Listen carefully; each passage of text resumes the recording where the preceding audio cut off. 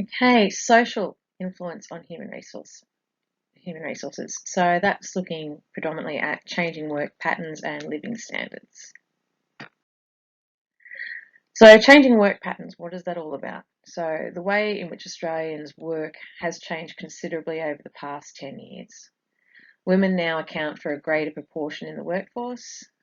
There's been a growth in the part-time work sector, increased growth in retail, hospitality and education sectors, increased flexibility offering part-time and casual positions, a decline in Australia's manufacturing sector, traditional hours of 9 to 5 are disappearing, and there is increased mobility of work. For example, independent contractors going in to do things rather than a full-time staff in a business. And the workforce is in itself ageing. Living standards. The standard of living is generally measured by standards such as real income per person, poverty rates, access and quality of healthcare, income growth, inequality, and education standards. Populations with high standards of living have high levels of demand for consumer goods. This in turn stimulates the economy through spending.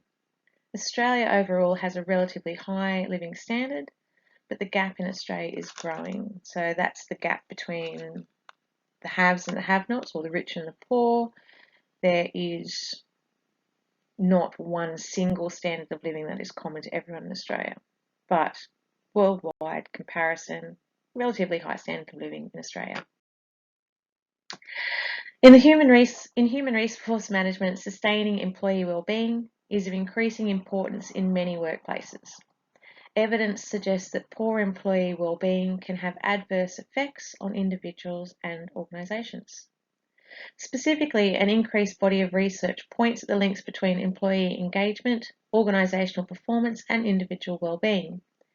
Low well-being has been linked to low levels of engagement and low levels of performance. As we've discussed in class, if you are happy in your work and your workplace, you're obviously going to do a much better job than if you are not very happy. Living standards that are important to quality of life for people include things like health, family relationships, housing, personal security, the actual level of income, the natural environment, opportunities at work, and opportunities for leisure time.